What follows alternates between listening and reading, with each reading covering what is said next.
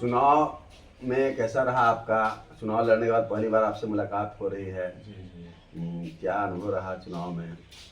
चुनाव में देखिए अनुभव यही रहा कि चुनाव लड़ करके अपने आप को समझना चाहिए और चुनाव में जा कर के जनता को भी समझना चाहिए कि किस तरह की हवा है, लोग क्या सोचते हैं और आपकी कुछ जो सोच है जनता के मामले में लेकर के, तो उसके साथ कितना लोग जुड़े हुए हैं।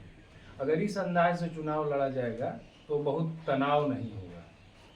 और चूँकि आप वकील भी हैं, तो कुल काम जितना भी है जनता की एडवोकेसी करने का मामला है, जनहित में। चाहे कोई कवि कविता लिखता हो, चाहे कोई वकील वकालत करता हो, चाहे कोई पत्रकार लेखक लिखता हो, तो वो जनता की भावनाओं के अनुसार ही लिखता है।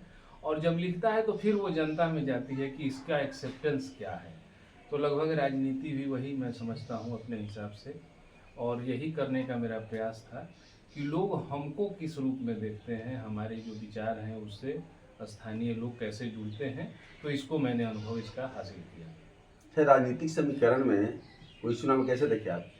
देखिए राजनीतिक समीकरण अब की बार साफ साफ था कि एक तरफ लग रहा था कि जनसुराज का बहुत आंदोलन है, कोई बदलाव हो जाएगा, सबसे पहली बात। दूसरी ओर वही दोनों धाराएं थी, एनडीए की और महागठबंधन की, तो उनका अपना था और उनकी एक पकड़ थी, उसमें राजनीति के अनुभवी लोग थे पूरे, आप देख ही रहे हैं चीज़ों को। इस बीच में लगा था कि कुछ नयापन होगा, लेकिन हुआ कुछ नहीं।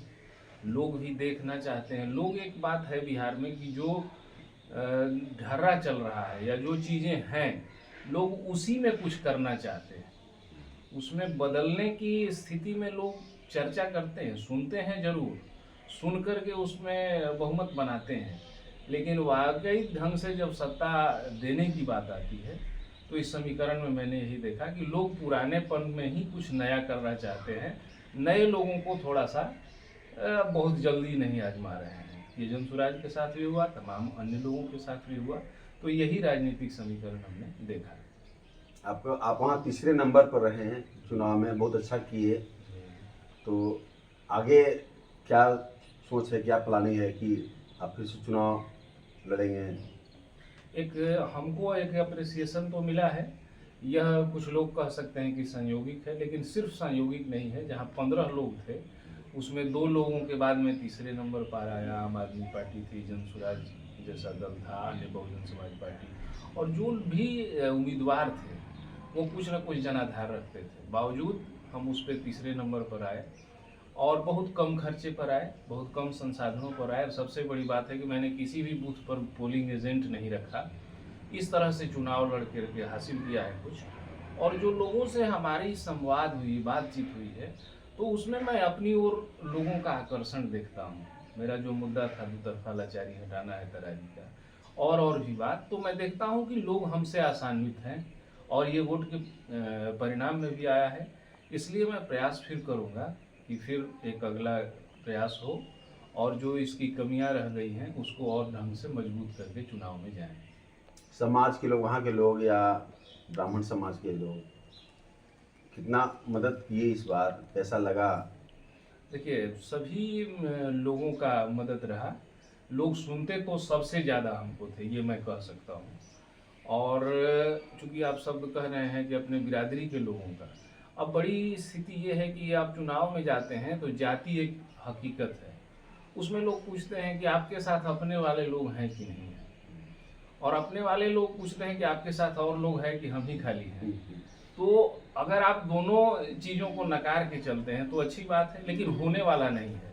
इसलिए कि वो बार बार पूछता है कि आपकी जातीय समीकरण क्या है, राजनीति मतलब आपके अपने लोग साथ हैं कि नहीं हैं? अपने लोगों का भी साथ वैसा ही रहा जैसा आम लोगों का साथ रहा। प्रतिशत में लोग सब चीज़ों को देखते हैं, आप जात के हैं या नहीं हैं, आप कितना मजबूत हो सकते हैं, आप में क्या संभावना हो सकती है, वो भी टोटली में। तो ये बात सोच करके जात के लोगों ने भी साथ दिया और विजातीय लोगों ने भी साथ दिया, और दोनों के साथ से कुछ काम हो सका है। यही उम्मीद करेंगे कि आने वाले दिनों में भी इन्हीं सब चीज़ों को और सुधारा जाए, मजबूत बनाया जाए। निर्दलीय लड़ करके वहाँ पे, और बड़े बड़े पार्टी के लोग थे, जनसुराज जैसी पार्टी थी, उससे भी आप आगे रहे और चौथे नंबर पर रही और आपका तीसरा नंबर आया। इसे तो अच्छा लगा होगा आपको, अच्छा अनुभव रहा होगा।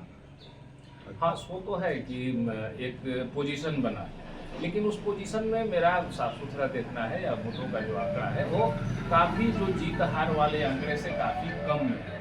लेकिन बावजूद हम ठीक ठाक पोजीशन पर इसलिए रहे कि लोगों ने उसमें नयापन मेरी बातों में देखा।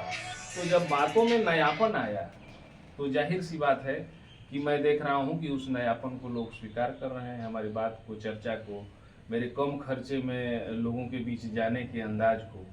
तो एक संभावना दिख रही है और ईमानदारी से एक दो प्रयास और किया जा सकता है, ये मैं अभी सोच रहा हूँ। इस बीच में 5 साल है, लोगों के बीच जाएंगे, कुछ और बातें आएंगी, कुछ जो कमियां हमारी लोग गिना पाएंगे, कुछ अच्छाई बताएंगे, उस हिसाब से निर्णय लिया जाएगा।